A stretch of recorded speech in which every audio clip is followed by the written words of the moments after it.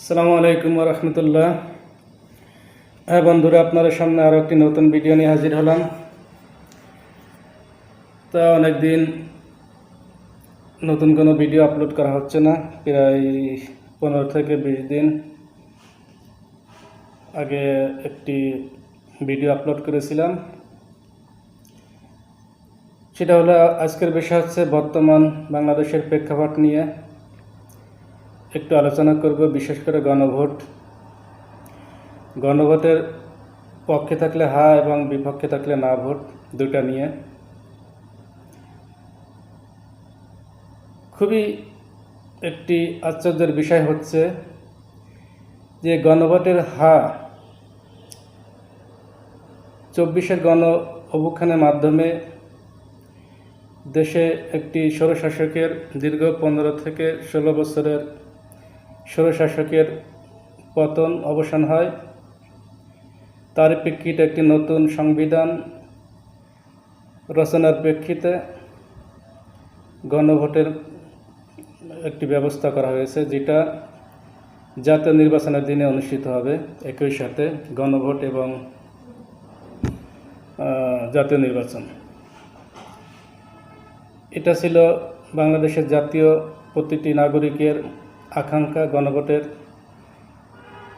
যেহেতু নির্বাচনের আগে গণভোটের বিষয় অধিকাংশ রাজনৈতিক দল জাতীয় নির্বাচনের আগে গণভোটের পক্ষে ছিল। যা হোক, এক পর্যায়ে গণভোট এবং জাতীয় নির্বাচন একই দিনে ধার্য করা হয়েছে। এখন গণভোটে হা জয় হলে যে সংবিধান পুরোপুরি ছুঁড়ে ফেলে দেওয়া হবে সেটা নয়। আপনারা সকলে অবগত আছেন যে বর্তমান সংবিধান, সেখানে সাবেক স্বৈরশাসকের আমলে এবং অন্যান্য সরকার আমলে কিছু সংযোজন করা হয়, কিছু সংশোধনী আনা হয়।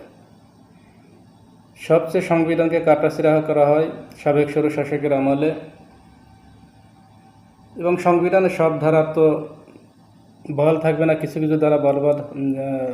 কিছু ধারা পরিবর্তন হবে। অনেকে বলতে শোনা যাচ্ছে যে ভোট দিলে সংবিধান থেকে বিসমিল্লাহির রহমানির রহিম এটা উঠে যাবে। সবচেয়ে আশ্চর্যের বিষয় হলো, এ ধরনের কথা অনেক আলেমের মুখ থেকে শোনা যাচ্ছে।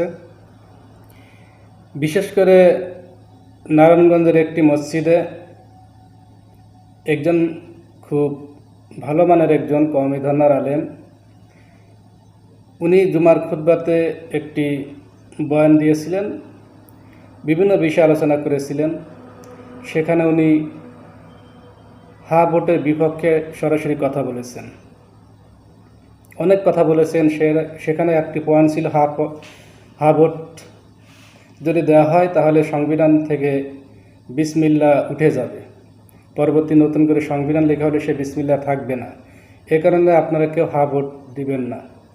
একজন আলেম এত বিবেকহীন এবং এত মূর্খের মতন একজন কথা বলে, সেটা সত্যি আশ্চর্যের বিষয়। তখনই কয়েকজন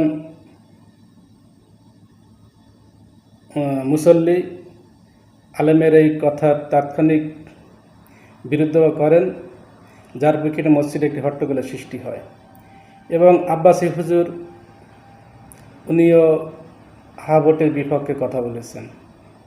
এবং আমরা দেখতে পাচ্ছি এদেশে বড় একটি রাজনৈতিক দলের সাথে কিছু ইসলামিক ব্যক্তিত্ব জোট করেছেন, তারাও এই ভোটের বিপক্ষে তাদের অবস্থান, সেই সমস্ত আলেমদেরও। এরা বোঝাচ্ছে যে ভোট দিলে সংবিধান থেকে বিসমিল্লাহ উঠে যাবে। এরা এত যে মূর্খের স্বর্গে বাস করতেছেন, এদের জ্ঞান এত, এই আকল বিবেক এত কম যে একজন আলেমের মুখ থেকে ধরনের কথাবার্তা বের হলে সেটা কি হাস্যকরী হয়ে যায়, যে একজন আলেমের কতটুকু জ্ঞানের অভাব রয়েছে তাদের। আসলে এরা শয়তান এজেন্ডা বাস্তবায়ন করতেছে। এবং এরা দেখবেন ইসলামী শরিয়া আইন চায় না। যারা তাদের পক্ষে জোট করছে, তাদের পক্ষে কথাবার্তা বলতেছে, তাদের বিভিন্ন সেমিনারে, মিলাদ মাহফিল সহ বিভিন্ন ইস্যে তারা শরিক হচ্ছে। তাদের পেট পূজারী আলেম, এদেরকে কথা বলা যায় পেট পূজারী আলেম। এদের দ্বারা ভবিষ্যতে বাংলাদেশের কোনো উপকার হবে না, ইসলামের কোনো উপকার হবে না।